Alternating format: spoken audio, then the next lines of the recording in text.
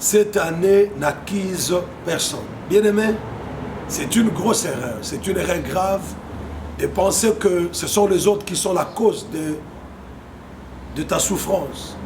Ce sont les autres qui sont la cause de ton malheur. Si ça n'a pas marché, c'est parce qu'on ne t'a pas aidé, c'est parce que tel ne t'avait pas soutenu, c'est de la faute de telle personne. Dans la vie, il ne faut jamais accuser les gens éternellement. Par moment, il faut assumer ses responsabilités. Il faut savoir ce qu'il faut faire et le faire effectivement. Il faut changer le comportement. Il faut obéir à Dieu tel que nous l'avions dit dans la première partie de ce message. Alors aujourd'hui, nous venons dans la deuxième partie de ce message, n'accuse personne. Bien-aimé dans le Seigneur, cette année, c'est une année que Dieu a prévu de faire dans ta vie de grandes choses. Dieu a prévu de te visiter. Dieu a prévu de t'essuyer les larmes. Dieu a prévu de réjouir ton cœur. Dieu a prévu de donner tes ennemis au travers et au cours de cette année. Alors c'est pourquoi il faut arrêter d'accuser les gens. Alors j'avais dit la fois passée que si tu veux vivre cette année en n'accusant pas les autres comme étant la cause de ton malheur, comme étant la cause de ta responsabilité, il y avait des choses à faire. Parmi ces choses à faire, nous en avons énuméré quelques-unes. Dans la première partie, nous continuons à énumérer d'autres dans cette deuxième partie. Alors, si tu ne veux pas accuser les autres cette année, évite les erreurs. Évite de commettre les erreurs. Bien-aimé, dans Jérémie chapitre 17, verset 4, la Bible déclare, tu perdras par ta faute l'héritage que je t'avais donné. Tu perdras par ta faute l'héritage que je t'avais donné. Ça veut dire que nos erreurs, nos fautes, nos bêtises peuvent être la cause principale de notre échec, de notre malheur, de notre souffrance, de notre revers dans la vie. Alors cette année, n'accuse personne, mais évite les erreurs. Évite les erreurs. Les erreurs sont très dangereuses dans la vie. Oui, c'est vrai qu'il y a un adage qui dit que l'erreur est humaine. Mais demeurer dans l'erreur, ça c'est démoniaque, ça c'est diabolique. Demeurer dans l'erreur a toujours été volontaire. Lorsque quelqu'un commet la même erreur plusieurs fois, il la commet de son propre gré, il la commet de sa propre volonté. Il faut éviter de faire de bêtises cette année. Ça, c'est une année où Dieu a prévu de changer ton histoire. Dieu a prévu de te réjouir. Alors, il faut éviter certaines erreurs. Alors, bien aimé, je voudrais te parler sur quelques vérités sur les erreurs. Vous savez, dans la vie, il faut savoir qu'il y a des erreurs simples. Il y a des fautes simples. Ça veut dire une faute simple pour laquelle les gens peuvent facilement s'en passer. Deuxièmement, il y a les fautes, les erreurs graves. Il y a des erreurs graves. Alors, dans la vie, il faut éviter les erreurs. Que ce soit une erreur simple, une erreur grave, c'est toujours une erreur. Il faut savoir qu'il y a des fautes réparables.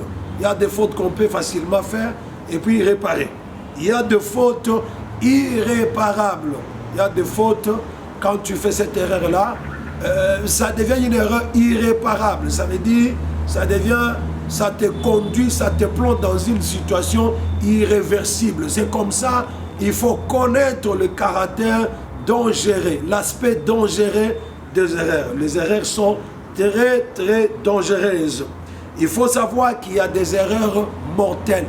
Il y a des erreurs mortelles. Il y a des erreurs, quand tu la commets, ça peut te conduire à la mort. Alors il faut éviter d'être un bêtiseur, il faut éviter d'être un gaffeur, il faut éviter d'être un homme qui multiplie les erreurs dans sa vie et qui s'entête dans ces erreurs-là.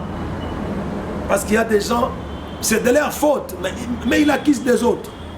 Ils accusent les autres comme étant la cause de son malheur, la cause de sa souffrance. Alors il faut savoir aussi qu'il y a des erreurs que toi seul tu payeras les conséquences. Il y a des erreurs que toi seul tu payeras les conséquences. Il y a aussi des erreurs que les autres paieront des conséquences. Il y a des erreurs que ta famille paiera des conséquences, ta génération, ta communauté, ton église payera les conséquences. Vous voyez par exemple le péché commis par Adam, c'est l'humanité tout entière qui en paye les conséquences jusqu'aujourd'hui. Alors il est très important d'éviter. Alors je voudrais te parler des attitudes à prendre devant les erreurs. Les attitudes à prendre devant les erreurs. La première attitude, c'est reconnaître tes erreurs. Lorsque tu as commis une faute, lorsque tu as fait une erreur, il faut reconnaître ça. Ça ne sert à rien de nier. Ça ne sert à rien de chercher des excuses, de chercher des échappatoires, de monter de justification. Non. Lorsque tu as fait une erreur, il faut la reconnaître. Parce que l'erreur que tu ne reconnais pas, tu auras du mal à la corriger, tu auras du mal à la réparer. La deuxième des choses à faire, oui, une erreur fait honte, une erreur fait dénigrer, mais il faut assumer son erreur. Ça veut dire quand tu commets une erreur, tu dis oui, j'accepte que j'ai commis une erreur, j'assume ça et tu cherches comment réparer cette erreur-là. Et la troisième des choses, l'attitude à prendre devant les erreurs, c'est qu'il faut directement réparer. Lorsque tu commets une erreur, que tu reconnais, que tu assumes, il faut directement réparer. Il ne faut jamais tarder à réparer tes erreurs. Lorsque tu reconnais avoir fauché, avoir failli, avoir mal agi, lorsque tu reconnais t'être mal comporté, lorsque tu reconnais que dans ton langage, dans tes agissements, dans tes actions, tu as commis des erreurs, il faut rapidement le corriger, il faut rapidement le réparer. Vous savez bien aimé, la reine Vachi, elle a perdu son mariage à cause d'une petite erreur, à cause de son refus d'aller se présenter devant son mari qui voulait se vanter de sa femme devant ses invités. Vous savez aussi que le roi Saïl, il a été rejeté par Dieu à cause de cette erreur d'avoir offert les holocaustes à la place du prophète Élie. Alors, il y a des erreurs bien-aimées qui peuvent te coûter cher. Vous savez qu'il y a aussi le roi Nebuchadnezzar qui avait été rejeté par Dieu parce qu'il avait commis l'erreur de prendre les ustensiles du temple et les a amenés chez lui à la maison pour boire son vin avec ses invités au travers de ces ustensiles-là. Alors il est très important, bien aimé, de éviter les erreurs car les erreurs sont dangereuses. Vous savez, beaucoup de gens, ils souffrent à cause de leurs erreurs, ils souffrent à cause de leurs imprudences, à cause de leurs fautes, mais tout ce qu'ils savent faire, c'est faire porter aux autres le chapeau.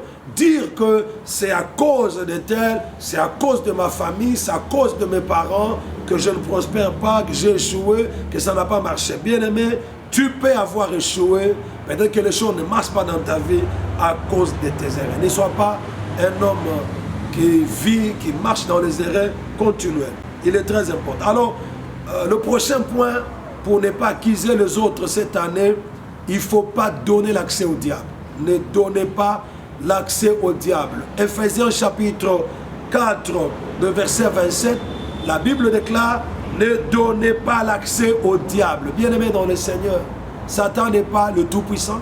Satan ne peut pas entrer dans ta vie lorsque toi-même tu ne lui as pas donné accès. L'ennemi ne peut pas te toucher si tu ne donnes pas l'accès. Tout ce que le diable peut faire dans nos vies, peut faire dans nos maisons, peut faire sur la terre, c'est l'homme qui lui donne accès. Si l'homme ne lui donne pas accès, imaginez-vous bien aimé que Dieu lui-même, il s'est interdit le pouvoir d'entrer dans ta vie sans ta permission, sans ton consentement, sans ton accord. Dieu dit dans le livre d'Apocalypse: voici, je me tiens à la porte, je frappe. Si quelqu'un entend ma voix, il ouvre, j'entrerai, je souperai avec lui et lui avec moi. Ça veut dire que si Dieu, il a besoin de ton consentement, il a besoin de ton autorisation pour qu'il entre dans ta vie, pour qu'il entre dans ton cœur. Satan n'est pas plus puissant que Dieu pour qu'il agisse, qu'il entre dans ta vie sans ton autorisation. Alors, je voudrais vous parler des choses qui peuvent facilement donner l'accès au diable. La première des choses qui peut donner l'accès au diable, c'est le péché. Le péché ouvre la porte au diable. Le péché ouvre le boulevard au diable. Bien aimé, beaucoup de personnes, ils ont donné l'accès au diable par les péchés qu'ils ont commis et ils se mettent à accuser les autres quand les choses ne marchent pas dans leur vie. Vis dans la sainteté, vis dans la crainte de Dieu, tu verras que cette année, le diable ne pourra rien faire dans ta vie et tu n'auras pas l'occasion d'accuser les autres. La deuxième chose qui donne l'accès au diable, c'est l'impudicité. L'impudicité donne l'accès au diable. La Bible déclare: fuyez l'impudicité. L'impudicité, c'est un péché à fuir. Ce n'est pas un péché auquel il faut résister Mais la parole de Dieu nous demande de fuir contre l'impudicité. Et l'impudicité, c'est une voie de transfert extraordinaire que l'ennemi utilise pour nous voler le vertu et pour introduire dans à nous le démon, les esprits impies et les puissances des ténèbres qui doivent détruire et gâcher notre vie. Alors il est très important, bien-aimé, de fuir l'impudicité. L'impudicité sous toutes ses formes, que ce soit sous forme d'adultère, sous forme d'impudicité, sous forme d'homosexualité, sous forme de lesbianisme, sous forme de la masturbation. L'impudicité, il faut la fuir. Il faut la fuir. Il faut fuir l'impudicité. Parce que tu n'es pas plus puissant, tu n'es pas plus fort que ceux qui sont tombés avant toi. L'impudicité, il faut la fuir. Aujourd'hui, les réseaux sociaux, le Facebook, le WhatsApp et autres favorisent l'impudicité comme vous n'en avez pas d'idée, parce que les gens, par leur messagerie, ils s'envoient des messages 100% pornographiques. Ils s'envoient des messages qu'on ne peut pas lire en public. Ils s'envoient des images. Ils s'envoient de vidéos qu'on ne peut pas montrer en public. Et tout cela favorise l'impudicité. Et l'impudicité donne l'accès au diable comme vous n'en avez pas d'idée. Alors la troisième chose qui peut donner l'accès au diable, c'est l'indiscrétion. Bien-aimé, l'indiscrétion donne l'accès au diable. Toi, tu ne sais pas garder secret. Toi, tu n'as pas de secret. Tes projets, tu les racontes à tout le monde. Tu les exposes à tout le monde. Tu ne connais même pas l'état d'âme de celui à qui tu parles de tes secrets, tu parles de ton projet, tu parles des promesses qu'on t'a faites de t'élever au travail ou de t'épouser. Alors, bien-aimé dans le Seigneur, l'indiscrétion donne l'accès au diable. Parce que, bien-aimé, personne ne peut découvrir les secrets de ton cœur si toi-même, tu ne les délivres, tu ne les livres. Alors, il faut avoir la capacité de garder secret, d'être discret. La discrétion est une arme très efficace dans la vie de ceux qui veulent réussir, ceux qui veulent aller loin, ceux qui ne veulent pas accuser les autres.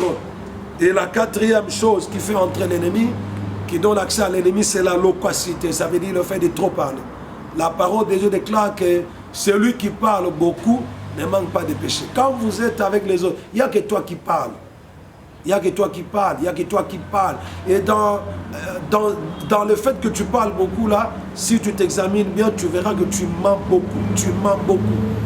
Tu racontes de fausses histoires, tu donnes de faux témoignages, tu dégages beaucoup de mensonges. Parce que la Bible ne peut pas mentir lorsqu'elle dit que une bouche qui parle beaucoup ne manque pas de péché. Et la cinquième chose qui donne l'accès au diable, c'est la colère. La colère ouvre la porte au diable. La colère fait entrer le diable. Et la sixième chose qui donne accès au diable, c'est la négligence. Alors, bien aimé, que Dieu vous bénisse. N'oubliez pas de vous abonner à votre chaîne, de liker, de commenter. Que l'Éternel Dieu vous bénisse dans le nom de Jésus-Christ. Amen.